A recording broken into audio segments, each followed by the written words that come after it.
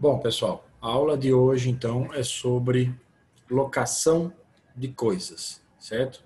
Nós vamos fazer uma análise do que consta no Código Civil a respeito desse assunto e também uma análise comparativa com o que se encontra na lei do inquilinato, a lei 8.245 de 91, ok? Essa é a nossa aula de hoje. Começando então, o Código Civil no artigo 565, ele procura trazer uma definição do que vem a ser locação de coisas, né? E diz assim: na locação de coisas, uma das partes se obriga a ceder a outra, por tempo determinado ou não, o uso e gozo de coisa não fungível, mediante certa retribuição. É exatamente esse o conceito do contrato de locação, certo? É aquele contrato em que uma das partes se obriga a ceder à outra, né, um determinado bem, né, para que ela possa usar e gozar dele, usar e fruir dele. O tempo pode ser determinado ou não, e ela faz isso mediante uma remuneração, certo? O nome das partes nesse contrato, aquele que cede a coisa, locador, também chamado de senhorio ou de arrendador, tá? Aquele que recebe a coisa para utilizá-la é chamado de locatário, de inquilino ou de arrendatário.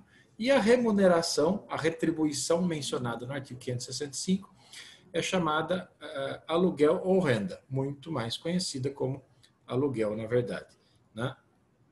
Por falar em arrendamento, né, ou arrendador, como mencionamos lá em cima, e arrendatário, locação é um termo sinônimo de arrendamento, certo? Você pode usar indistintamente um ou outro, né?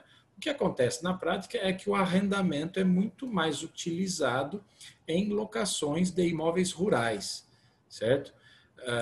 E por falar nisso, sobre arrendamento rural, né, consultem o Estatuto da Terra, que é a Lei 4.504/64.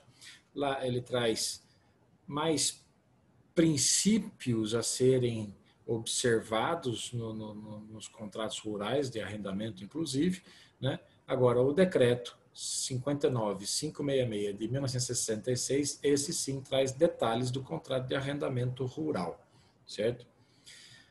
Esse artigo 565 define, então, o contrato de locação de coisas, né?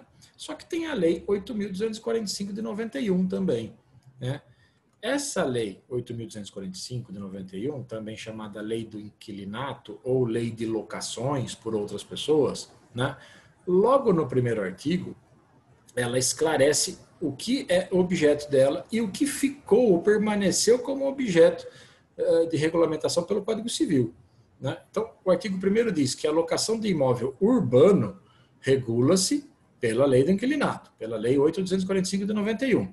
Mas continuam regidos, continuam regulados pelo Código Civil ou aí por leis especiais, né? As locações de imóveis públicos, olha lá, de propriedade da União, estados, municípios, autarquias, fundações públicas, de vagas de garagem, de espaços para estacionamento de veículos, né?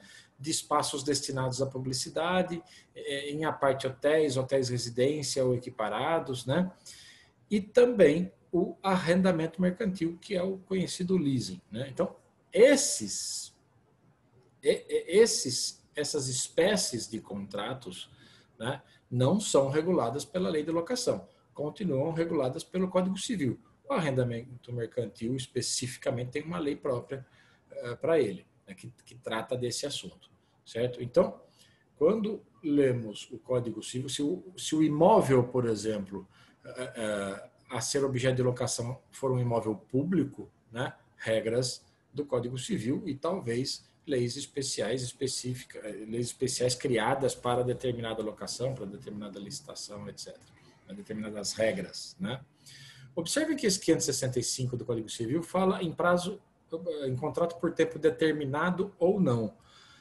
Já iniciando essa comparação com a lei do inquilinato, né, sempre quando eu falar lei do inquilinato, estou falando da lei de locações, da lei 8.245 de 91. A lei do pela lei do inquilinato, também é possível o contrato de locação por prazo determinado ou não, né? Mas tem um detalhe no artigo 3º que vale a pena ser mencionado, que o contrato de locação ele também pode ser ajustado por qualquer prazo, né? Mas ele depende de vênia conjugal, ou seja, de anuência do cônjuge, né? Se o prazo da locação for igual ou superior a 10 anos, né?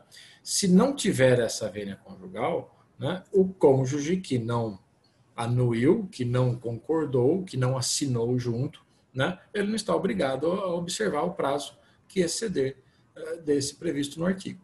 Ok? Seguindo a análise do que está no Código Civil agora. O artigo 566 estabelece obrigações ao locador, né? E está dito lá, o locador é obrigado, certo? A entregar ao locatário a coisa alugada, com suas pertenças, em estado de servir ao uso a que se destina, e a mantê-la nesse estado pelo tempo do contrato, salvo cláusula expressa em contrário, né? E também no inciso 2, ele é obrigado a garantir-lhe, durante o tempo do contrato, o uso pacífico da coisa. Então, observem que o contrato de locação, ele se aperfeiçoa, né, com a entrega do bem, né, ao locatário, né, com a transferência da posse do bem ao locatário, né? Então, esse é o primeiro dever do locador, né? Ou seja, entregar ao locatário a coisa alugada, certo? É possível até, de repente, acontecer de no momento da assinatura do contrato, da celebração do contrato, não se estipular a entrega nessa mesma data, né? Ou, em outras palavras, se estipular a entrega da coisa em data posterior à data da assinatura do contrato. Isso é perfeitamente possível, né? Se o locador não observar ou se recusar a entregar, uma vez o contrato já assinado, né, o locatário tem como exigir essa entrega judicialmente, né? Além disso, uma outra obrigação expressa nesse artigo 566, né, diz respeito à obrigação do locador de manter a coisa no estado em que for entregue, né? Ele tem que, imagine, é até por isso, aliás, já aproveitando o 567, é por isso que se acontecer a deterioração do bem sem culpa do locatário, surge a obrigação para o locador reparar, né? Se não, o locatário pode pedir a redução proporcional do aluguel, o abatimento, né, do aluguel, tá? Ou até mesmo resolver o contrato, né, se a coisa dada em locação não servir mais para o destino, não atender mais a sua finalidade, né? O locador, também voltando lá no 566 e no mesmo inciso, né, ele tem também a obrigação de entregar a coisa em perfeitas condições de servir ao uso a que se destina, né? São obrigações, inclusive, que também constam na lei do inquilinato, na lei 8.245 de 91, que nós vamos mencionar o artigo dela já, tá? O inciso 2 fala em garantir-lhe durante o tempo do contrato o uso pacífico da coisa, né? No momento em que a coisa é entregue ao locatário, o locatário passa a ter a posse direta da coisa, né? A posse, quando a coisa não está com o proprietário, vocês verão isso no curso de Direitos Reais, Direito das Coisas, quando a coisa não está com o proprietário, a posse se desdobra em duas, né? Posse direta e posse indireta, né? Então, no momento em que o locador entrega a coisa ao locatário, o locatário passa a ter a posse direta da coisa, né? E o locador continua possuidor, mas agora ele é chamado de possuidor indireto, né? Então, o inciso 2 do 566 diz que é a obrigação do locador garantir durante o tempo do contrato o uso pacífico da coisa, né? Ou seja, o locador tem que respeitar, uma vez entregue a coisa, uma vez celebrado o contrato, né? Ele tem que respeitar a utilização, né? Tem que fazer acontecer, não pode praticar ações, atitudes, né, que atrapalhem a utilização da coisa, do objeto locado, do objeto entregue ao locatário. Né? Então, ele não pode, por exemplo, falando em posse, turbar a posse. Turbar, lembrem de perturbar a posse, né, do locatário. Pode até, nesses casos, né, o locatário se defender, evidentemente. Né? Então, o locador, ele tem até mesmo que defender a posse do locatário, né? Mediante terceiros que tentem perturbá-lo, entendeu? Então, quando o inciso 2 diz que é a obrigação do locador garantir durante o tempo do contrato o uso pacífico da coisa, ele está também se referindo a isso. Né? Na lei do inquilinato, né, esse assunto de obrigações do locador está no artigo 22 da Lei 8.245. Né? E o artigo 22 traz obrigações semelhantes, mas outras mais. Né? Então, lembrem sempre depois de consultar minuciosamente esse artigo. Mas, por exemplo, né, diz lá no artigo 22 da Lei do Inquilinato que o locador é obrigado a entregar ao locatário o imóvel alugado em estado de servir ao uso a que se destina. Observem que é exatamente o que está dito aí no inciso 1 do Código Civil, desse artigo 566. Né? Manter durante a locação a forma e o destino do imóvel. Garantir durante o tempo da locação o uso pacífico do imóvel locado. Né?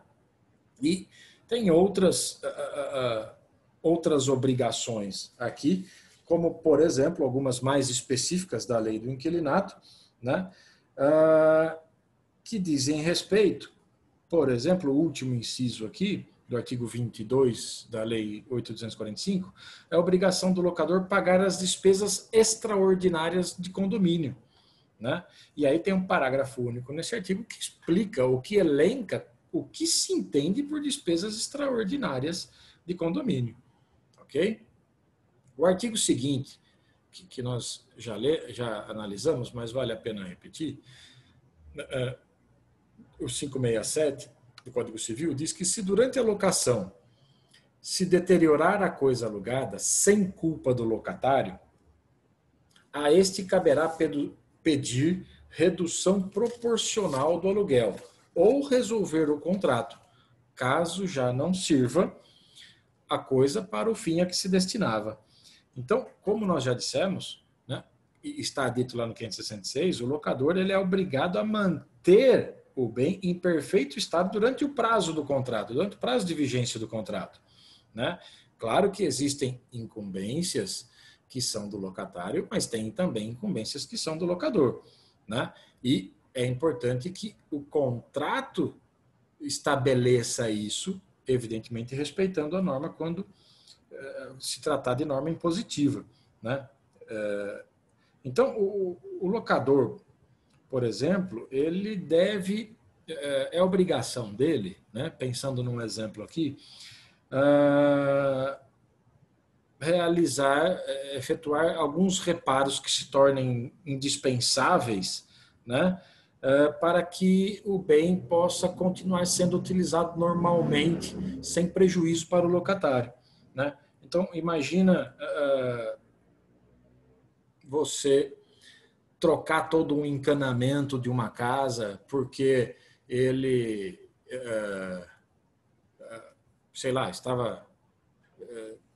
começou a vazar, estava deteriorado, né? Enfim, me parece que o encanamento de uma casa, o telhado de uma casa, né?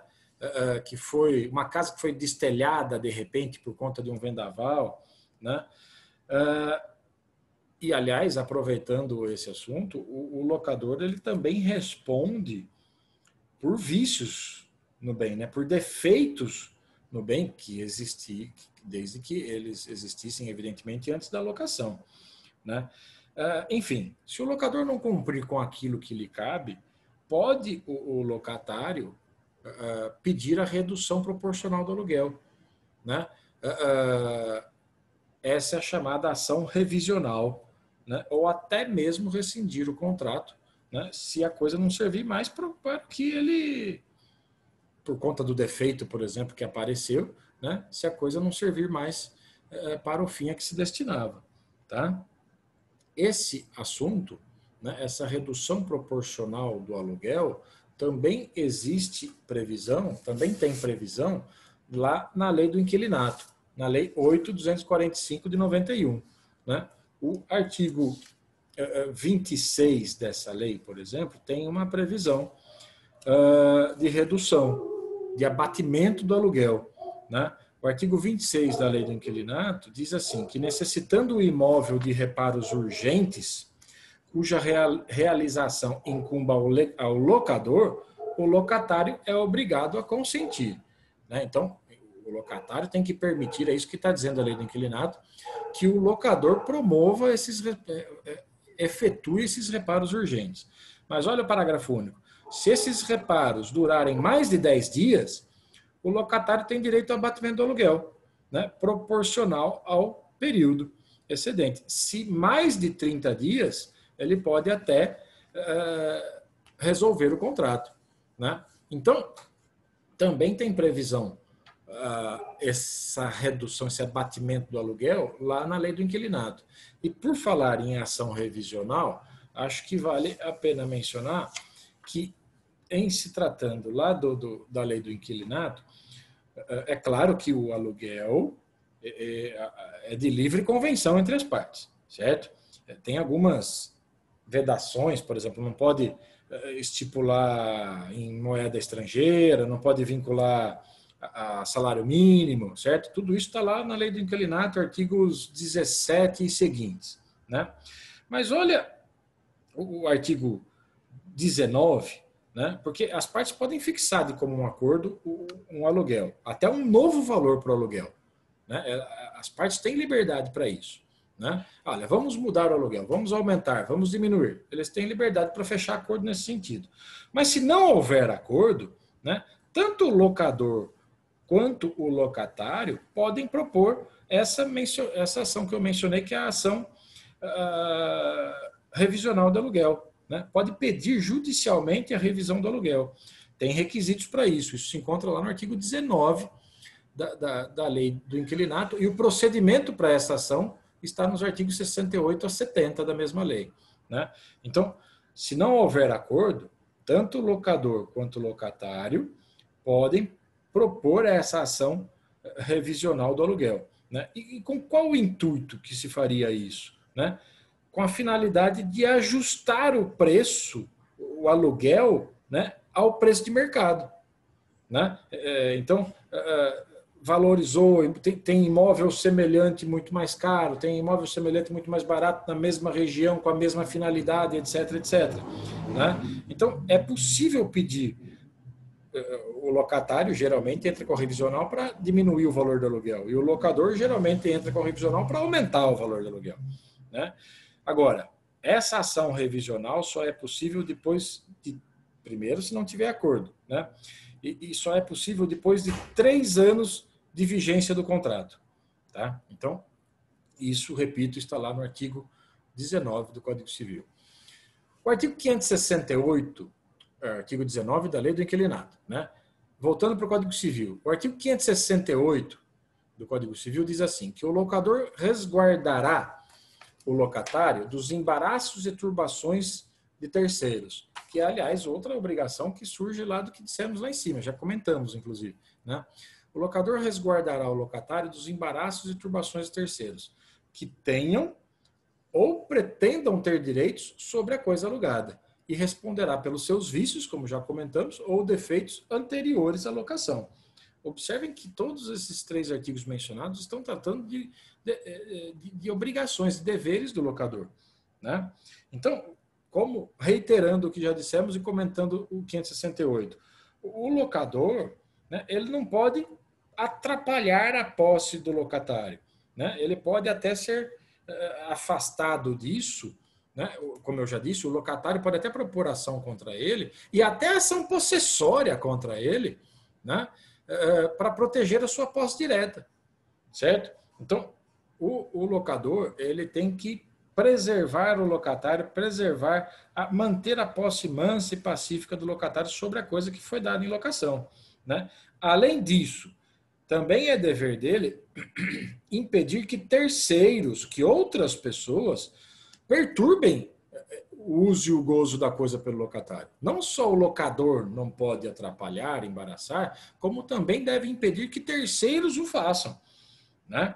Então, aliás, é por conta disso que surge, inclusive, a obrigação do locatário, né, de comunicar ao locador, né, os fatos que ele que estejam gerando, né, a perturbação da sua posse, a perturbação do uso e gozo da coisa, né? Para quê? Para que justamente o locador tome as providências necessárias. Em alguns casos, né? Então, se for uma relação, por exemplo, de direito de vizinhança, em que o vizinho está atrapalhando a posse do locador e não sustentando, por exemplo, ser o dono da coisa, etc., né? O próprio, atrapalhando a posse do locatário, né? O próprio locatário tem ação contra o vizinho, né? Para defender a sua posse. Agora, pode ser que terceiros comecem a atrapalhar a posse do locatário, né? Dizendo, por exemplo, para ele sair de lá, porque o imóvel pertence a esse terceiro, etc, etc. Ele tem que comunicar isso imediatamente ao locador, tá?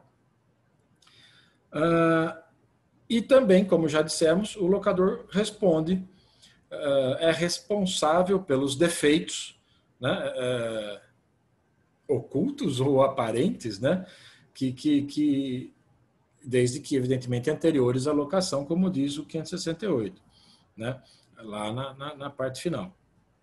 Ele tem o dever de efetuar, por conta disso, os reparos necessários, né, sob pena de acontecer o que está previsto no 567, abatimento proporcional do aluguel. Tá? Agora, obrigações do locatário. Né? Diz o Código Civil, artigo 569. É dever do locatário. O locatário é obrigado, 1. A servir-se da coisa alugada para os usos convencionados ou presumidos, conforme a natureza dela e as circunstâncias, bem como tratá-la com o mesmo cuidado como se sua fosse. Né?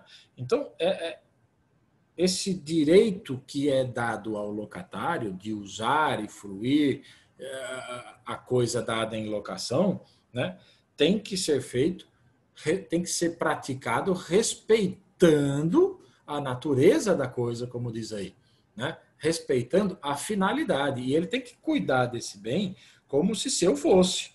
Né? O bem, a finalidade é evidente que decorre de convenção. Estará presente, estará dito isso lá no contrato de locação. Né? Mas se é um imóvel para fins industriais, um imóvel para fins residenciais, isso tem que ser respeitado. Se é aluguel de um veículo para determinada situação e somente para aquela atividade, isso tem que ser respeitado. Né? Evidentemente também que é obrigação do locatário, por conta disso, né, como eu já disse, zelar, cuidar do bem, conservar o bem, né, e como está dito aí, como se seu fosse. Né? O inciso 2 fala ou traz outra obrigação natural do contrato de locação ao locatário, né, que é pagar pontualmente o aluguel nos prazos ajustados e em falta de ajuste segundo o costume do lugar. Porque pode acontecer de não terem ajustado a data, por exemplo. Né? Não, é raro isso hoje em dia, mas pode acontecer. Né? Então, é obrigação do locatário pagar pontualmente. Né? Esse aluguel ou renda, como eu disse, né, é aquela retribuição mencionada no primeiro artigo, que trata desse assunto lá no 565, né? E é própria, da natureza do contrato de locação, né? É um dos elementos fundamentais, indispensáveis para caracterizar o contrato de locação, né? A coisa, a remuneração, né, que é o valor, e o consentimento das partes, né? Então, o locatário deve pagar pontualmente, né, o valor do aluguel ajustado, né, o valor do aluguel conforme o ajuste feito no contrato, ok? Diz lá o inciso 3 que também é obrigação dele levar ao conhecimento do locador as turbações de terceiros que se pretendam fundadas em direito. Nós comentamos isso ao comentar o artigo anterior, né? O artigo que trata, na verdade, das obrigações do locador, né? Então, ao locatário, né, cabe o dever de comunicar ao locador todo e qualquer acontecimento, né, evidentemente no curso do contrato, estamos dizendo isso, né, que possa gerar algum prejuízo, que possa implicar em algum prejuízo ao locador no que diz respeito à coisa alocada, né? Então, como eu disse lá atrás, imagine alguém se dizendo dono da coisa, tentando retirar o locatário do imóvel, né? E compete ao locatário comunicar o locador para que o locador tome as providências, inclusive para defender o direito do próprio locador, né? Se alguém, por exemplo, entrar com alguma ação contra um terceiro qualquer, alguma ação contra o locatário, que na verdade seria para ser entrada, ou deveria ter sido entrada contra o locador, cabe ao locatário, né, chamar nesse processo, né, o locador, né, trazer o locador para o polo passivo desse processo, né? O inciso 4 fala que é a obrigação do locatário restituir a coisa finda a locação, no estado em que a recebeu, salvas as deteriorações naturais ao uso regular, né? Então, é óbvio que terminou o contrato de locação, ao locatário cabe o dever de devolver o bem locado para o locador, né? E deve entregar no estado em que recebeu, né, essa coisa. Então, com as mesmas características, né? Evidentemente, né, que as deteriorações naturais decorrentes do uso regular da coisa, né, são permitidas, né? Um bem, quando utilizado, ele se desgasta, né? Então, imagine num aluguel de veículo, por exemplo, né? O pneu já está um pouco mais gasto de quando você pegou, a pastilha de freio, sei lá, algo nesse sentido, né? Então, as deteriorações naturais decorrentes do uso regular da coisa são permitidas neste caso. Não se encaixa nessa expressão no estado em que a recebeu, né? Diz na lei de locações, né, na lei do inquilinato, as obrigações do locatário estão no artigo 23, certo? Então, também tem praticamente todas essas aí mencionadas no Código Civil, certo? Lá no artigo 23 da lei do inquilinato, né? Além de outras mais específicas. São 12 incisos que elencam todas as obrigações do locatário, né? Então, também está lá de restituir o imóvel, servir-se do imóvel conforme o que foi convencionado, conforme o que foi acordado entre as partes, né, de acordo com a natureza do próprio imóvel, né? Isso na lei de locações, lei do inquilinato, lá no artigo 23. Né? Também pagar pontualmente o aluguel, né? Também levar imediatamente ao conhecimento do locador o surgimento de qualquer problema que surge em relação ou referente a turbações de terceiros, né? E tem outras mais específicas, como, por exemplo, realizar Não, essa... Cadê? Tem outras mais específicas aqui, como entregar imediatamente ao locador os documentos de cobrança de tributos, encargos condominiais, né? Qualquer outra intimação ou multa ou exigência da autoridade pública, né? Que diga respeito ao bem locado, né? Pagar as despesas de telefone, consumo de força, luz, água, esgoto, né? Aliás, sobre condomínio, aqui tem a obrigação do locatário de pagar as despesas ordinárias de condomínio, né? Obrigação do locador, na lei do inquilinato, pagar as despesas extraordinárias. Do locatário, pagar as despesas ordinárias. E aí tem uma relação do que é considerado para a lei do inquilinato como despesa ordinária, certo? Diz lá o artigo 570, olha, se o locatário empregar a coisa em uso diverso do ajustado, ou, que é uma obrigação dele, né, empregar a coisa exatamente de acordo com o convencionado, né, e de acordo com o destino dado, com a finalidade dada, como está no artigo 569. Né. Se ele empregar a coisa em uso diverso do ajustado, ou do que a se destina, ou se ela se danificar por abuso do locatário, poderá o locador, além de rescindir o contrato, exigir perdas e danos. Né? Esse artigo 570 ele nada mais é do que um reforço ao que diz lá no artigo anterior, no 569, inciso 1.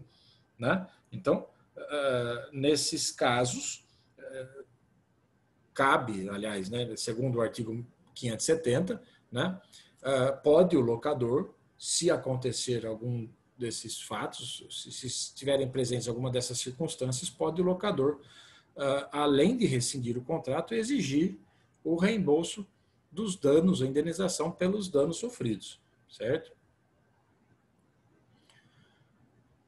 O artigo 571 do Código Civil diz assim: havendo prazo estipulado a duração do contrato, antes do vencimento, não poderá o locador reaver a coisa alugada, senão ressarcindo ao locatário as perdas e danos resultantes.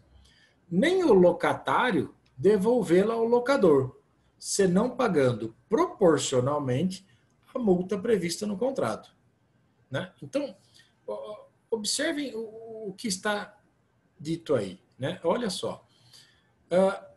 O artigo seguinte, que é o 572, ele já vem dizendo que essa obrigação de pagar o aluguel pelo tempo que faltar, como sanção, né, se constituir uma indenização excessiva, pode ser facultado ao juiz fixá-la em bases razoáveis. Então, explicando esses dois artigos, né, o 571 é um contrato, o contrato de locação, né, é um contrato, como já dissemos, que pode ser celebrado com prazo determinado ou prazo indeterminado. Né? Se ele for celebrado com prazo determinado, como está escrito aí no 571, né, não pode o locador, né, promover ou tentar retomar o bem, né, e nem pode o locatário tentar devolver o bem antes de se encerrar o prazo fixado no contrato. Né? Então, claro que é possível isso acontecer em caso de infração contratual, etc. Mas estamos pensando em devolução ou retomada sem motivo. Né? Não pode, certo? Agora, se expirado esse prazo, né, a locação ela acaba se resolvendo. Né? E uma vez, que é exatamente o que está escrito no artigo seguinte, aliás, o 573, né? A locação por tempo determinado cessa de pleno direito fim do prazo estipulado, independentemente de notificação ou de aviso, certo? Essa multa, né, paga, que pode ser imposta, né, em contratos e que é muito comum, né, prevista lá no final, olha só, estou ainda no 571. Havendo prazo estipulado, a duração do contrato antes do vencimento, não poderá o locador reaver a coisa, senão ressarcindo ao locatário as perdas e danos resultantes. Certo? Então, o locador não pode reaver, tem que ser impedido disso, e se conseguir reaver, retomar o bem, ele responde por perdas e danos. E o locatário também não pode devolver, né? Senão pagando proporcionalmente a multa prevista no contrato. Né? Se não tiver multa, é outra história. Né? Agora, mas ele pode ser obrigado, e a previsão de multa quase sempre existe, né? Para não dizer sempre, né? Ele pode ser obrigado a pagar essa multa, justamente por estar devolvendo antes do contrato, antes de terminar o prazo, né? Mas aí é proporcional. Quanto tempo falta para terminar o contrato? Né? E aí é que se estipula, é que se fixa a proporção. O que pode acontecer, e aí vem o artigo 572, é que às vezes o contrato de locação estabelece que tudo bem, você pode entregar antes, você locatário pode entregar antes o bem, né? Só que você paga o aluguel de todo o período, né? Então, o 572 vem meio que abrandar isso e dizer assim, que se essa obrigação de pagar aluguel pelo tempo que faltar, quando for assim estipulado, constituir uma indenização excessiva, né, ao juiz cabe reduzi-la ou fixá-la em bases razoáveis. Né? Então, essa possibilidade de reduzir, né, ela está lá no artigo 413 do Código Civil, que vocês já estudaram anteriormente. Né? De tornar a sanção, que é uma sanção, né? De tornar a sanção mais justa, né? Fixando um valor que fique bom para ambos, né? E não excessivamente oneroso para um. O parágrafo único do 571 fala que o locatário gozará do direito de retenção enquanto não for ressarcido. O direito de retenção é algo assim, olha, ou você me paga, e enquanto você não me pagar, estamos nos referindo ao caput do 571, que são aquelas perdas e danos resultantes da retomada antes do tempo. Né? Ou você me paga ou não lhe devolvo o imóvel. Eu tenho o direito de reter o imóvel comigo. O imóvel, estou falando de imóvel, né? Mas na verdade qualquer bem locado. Tenho o direito de reter a coisa comigo enquanto não for ressarcido. Tá?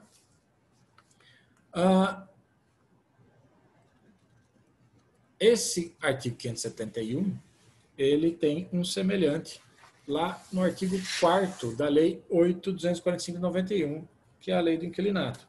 Né?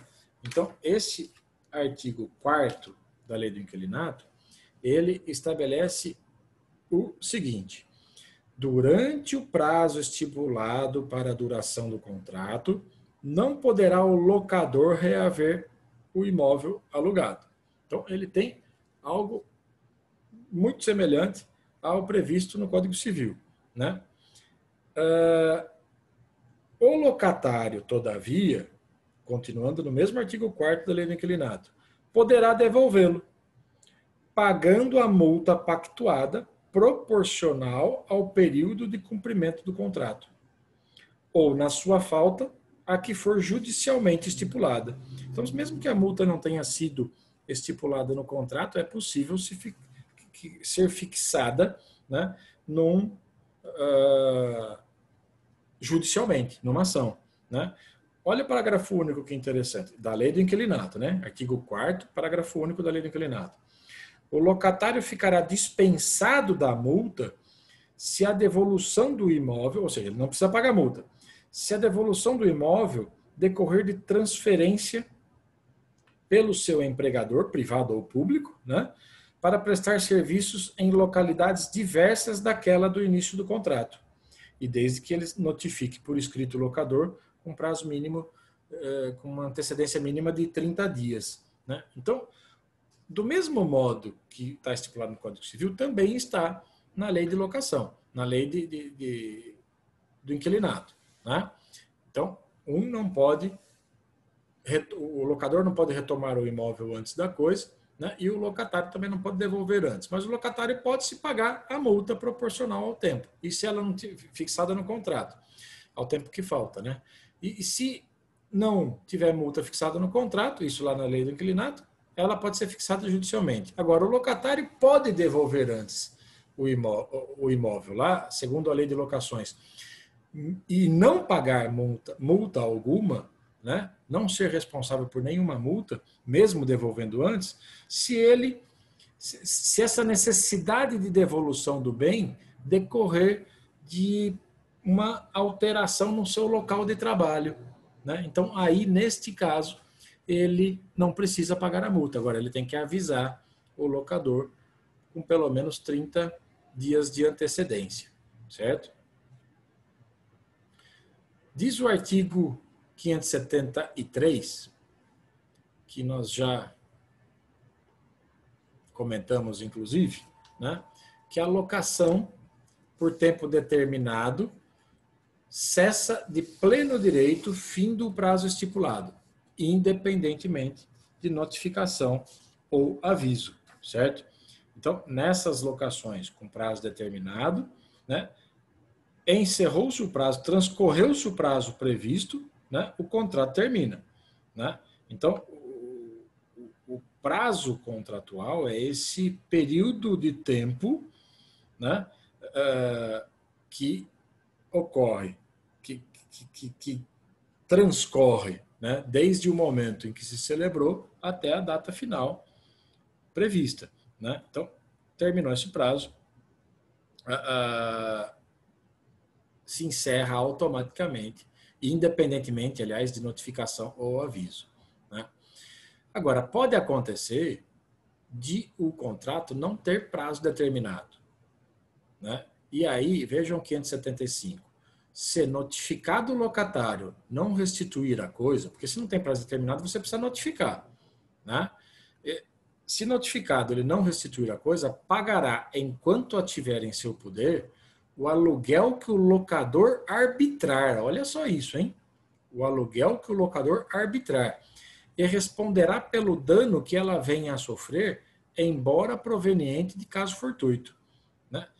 Aí vem o parágrafo único que fala: se o aluguel arbitrado for manifestamente excessivo, poderá o juiz reduzi-lo, mas tendo sempre em conta o seu caráter de penalidade, né? Então, de acordo com esse artigo 575, né, se o contrato se prorrogar por prazo indeterminado ou for celebrado já por prazo indeterminado, né, aí para possibilitar, para forçar a saída, você precisa notificar, né, a pessoa, notificar o locatário para que ele entregue o bem, né? Se mesmo assim ele não devolver, né, então aí ele vai pagar um aluguel que vai ser fixado unilateralmente pelo locador. Alguns chamam isso de aluguel sanção ou de aluguel pena, né? É uma cláusula penal, na verdade, isso, né? E como se trata de pena, né, é por isso que tem esse parágrafo único que também permite ao juiz reduzir, né, se for algo manifestamente excessivo, né, pode o juiz reduzir isso, né?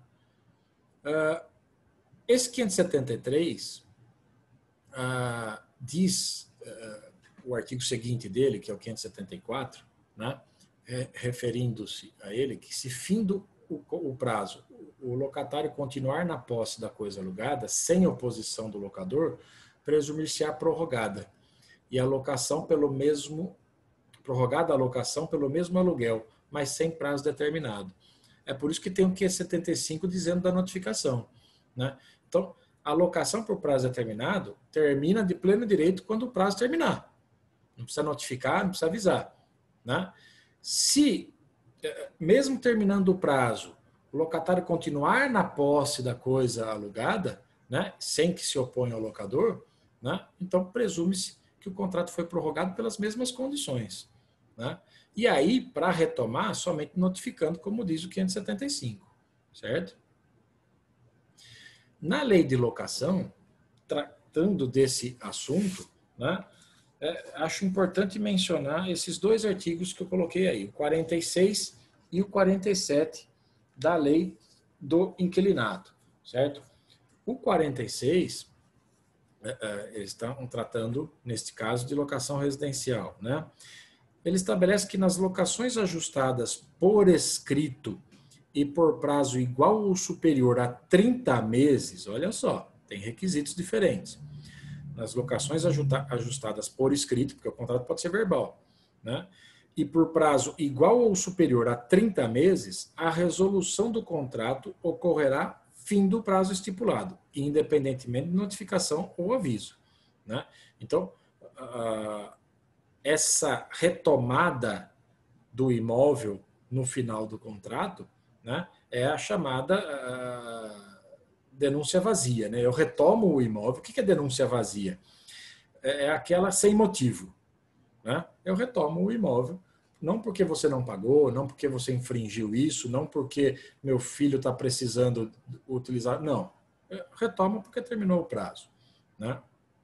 Olha o parágrafo 1º do mesmo artigo 46. Fim do prazo ajustado, se o locatário continuar na posse do imóvel alugado por mais 30 dias sem oposição do locador, neste caso, assim como no Código Civil, aí presumir-se-á prorrogada a locação por prazo indeterminado e todas as cláusulas ficam mantidas, as demais condições do contrato, né? Então, se terminou o prazo e o locatário continuou na posse e não saiu, você tem que entrar com uma ação de propor ação de despejo, né? E dentro desse prazo de 30 dias, porque depois disso considera-se prorrogado por prazo indeterminado, né? E aí, complementando, o parágrafo 2º do artigo 46 da Lei do Inquilinato. Ocorrendo a prorrogação, o locador poderá denunciar o contrato a qualquer tempo, concedido o prazo de 30 dias para a desocupação. Então, se ocorreu a prorrogação, então aí você tem que notificar, né, conceder o prazo de 30 dias, né, para que a pessoa saia do imóvel. Agora, imagine, porque isso se aplica quando o contrato for celebrado por prazo igual ou superior a 30 meses, né, e por escrito. Mas o 47 vem trazendo algo diferente. Quando ajustada verbalmente ou por escrito, né, e com prazo inferior a 30 dias, então mesmo por escrito, mas com prazo inferior a 30 dias, findo o prazo estabelecido, a locação prorroga-se automaticamente, por prazo indeterminado. E aí, o próprio artigo menciona as hipóteses em que o imóvel pode ser retomado, né? Então, tem várias hipóteses aqui, e aí, neste caso, é a retomada com motivo, né? A chamada denúncia cheia, denúncia motivada, né? Por exemplo, pode ser retomado nos casos do artigo 9 da Lei do Inquilinato, né? O artigo 9 da Lei do Inquilinato diz que a locação pode ser desfeita, claro, além do mútuo acordo, né, em decorrência da prática de infração legal ou contratual, em decorrência de falta de pagamento de aluguel ou dos encargos, etc, etc. Tá?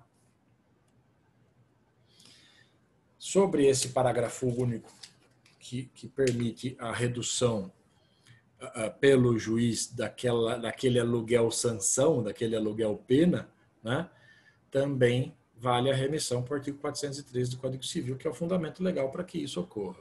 Tá? Por fim, diz o artigo 576 do Código Civil. Se a coisa for alienada durante a locação, o adquirente não ficará obrigado a respeitar o contrato. Aquele que comprar a coisa alienada. Então, o locador vai vender o bem. Né? Aquele que comprar o bem não fica obrigado a respeitar o contrato. Mas olha só, se nele não for consignada a cláusula de sua vigência no caso de alienação, e não constar de registro. Então, o adquirente não fica obrigado a respeitar o contrato, nestes casos, porque ele não tinha como saber disso. Né? Ele pode, nesse caso, digamos, entre aspas, alegar ignorância, porque não estava registrado.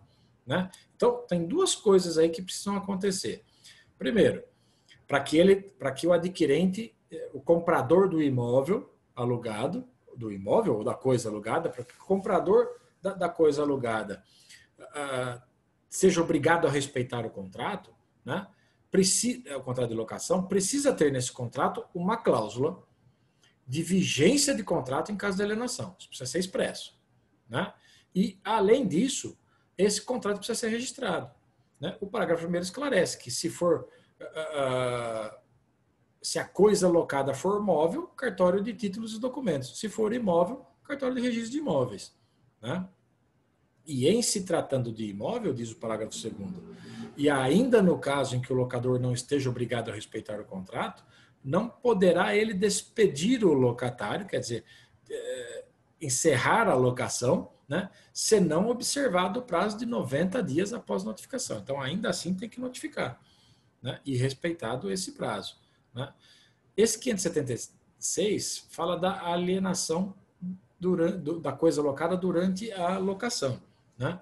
O artigo 8º da Lei do Inquilinato traz algo bastante semelhante, que diz assim: se o imóvel for alienado durante a locação, o adquirente, né, então o comprador do imóvel locado, né, o adquirente poderá denunciar o contrato. Esse é outro exemplo de denúncia vazia, que é um termo utilizado pela doutrina. Denúncia vazia ou imotivada, ou seja, sem motivo, né? Eu comprei um imóvel e não quero continuar com o contrato, né? Então, o adquirente poderá denunciar o contrato com o prazo de 90 dias para a desocupação, salvo, então olha só, o adquirente pode retomar a coisa, retomar o imóvel, né? Não poderá. Em que situação? Então, olha lá, salvo se a locação for por tempo determinado, primeiro requisito, o contrato contiver cláusula de vigência em caso de alienação, segundo requisito, né?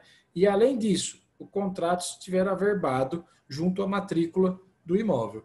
Se esses 3 requisitos forem preenchidos, aquele que adquiriu o imóvel locado, né, é obrigado a respeitar o contrato celebrado anteriormente. Certo? O artigo 577... uma coisa que não traz o Código Civil é o direito de preferência, né? Mas o direito de preferência, ele existe na Lei do Inquilinato, né? Nós, inclusive, comentamos superficialmente quando falamos do direito da cláusula de preempção ou preferência, né? Na Lei do Inquilinato, esse direito de preferência é tratado lá nos artigos 27 a 34, né? E diz lá que, no caso de venda, ou até de promessa de venda, né, ou até de dação em pagamento, né, o locatário tem preferência para adquirir o imóvel locado, evidentemente em igualdade de condições, né? Igualdade de condições com terceiros, como se costuma dizer, tanto por tanto, preço por preço, né? E, para tanto, o locador tem que dar conhecimento do negócio e das condições do negócio mediante notificação ao locatário, com os detalhes do negócio que ele está celebrando, justamente para que ele possa exercer o seu direito de preferência, certo? O locatário, se não for respeitado no seu direito de preferência, estamos falando lá da locação de imóveis urbanos, lá da Lei do Inquilinato, né? Ele pode reclamar do locador, né, de quem vendeu, as perdas e danos, né? Agora, não só reclamar perdas e danos, ele tem a opção ainda de depositar o preço, o valor, né, pelo qual o imóvel foi comprado, e também demais despesas de transferência, né, e haver para si o imóvel locado. Para tanto, ele tem que fazer tudo isso, depositar o preço e pedir para que o imóvel seja lhe atribuído, né, lhe seja atribuído, requerer isso no prazo de 6 meses, a contar do registro no ato da transferência, né, no cartório de imóveis, né, e desde que esse contrato de locação estivesse averbado pelo menos 30 dias antes da alienação junto à matrícula do imóvel. Nesses casos, se preenchidos esses requisitos, o locatário tem não é só um direito obrigacional, não é que gera apenas direito a perdas e danos. Ele tem um direito real de adquirir aquela coisa, né? Se ele for preterido no seu direito de preferência e se preenchidos esses requisitos do artigo que eu acabei de analisar aqui, que é o artigo 33 da Lei de Locações, né? Diz o artigo 577 do Código Civil que, morrendo o locador ou o locatário, transfere-se aos seus herdeiros a locação por tempo determinado. Então, a morte do locador, né, ou do locatário implica na subrogação, né? Então, o falecimento do locador ou do locatário não vai prejudicar o contrato de locação, né? Vai ocorrer, na verdade, a substituição, né? Os herdeiros são obrigados a respeitar o contrato. Agora, em se tratando de locatário, né, é importante que seja dito o que está lá na lei do inquilinato. Lá no artigo 10 da lei do inquilinato, está dito que, morrendo o locador, a locação transmite-se aos herdeiros, né? Aliás, imaginem que um caso em que sejam vários herdeiros, né?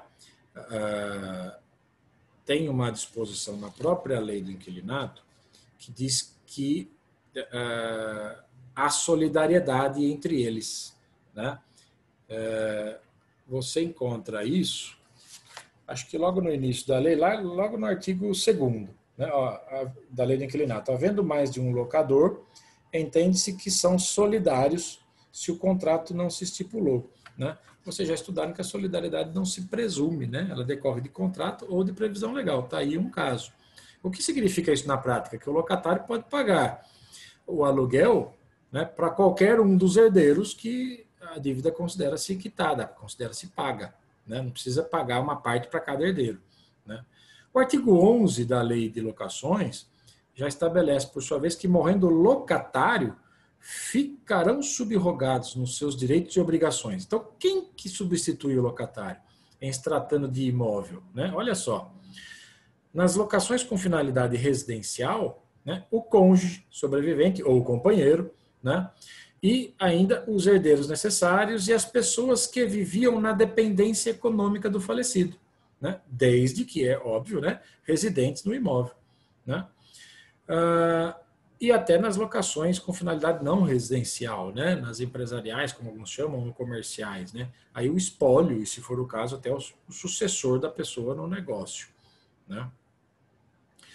Outra observação interessante, ainda em se tratando de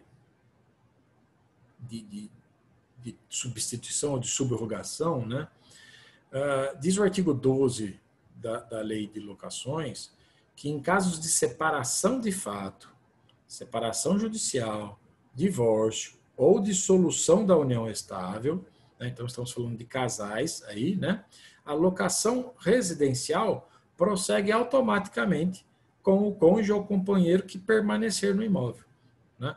Aí tem as obrigações de notificação, etc., que vocês podem conferir lá nos parágrafos do artigo 12, certo?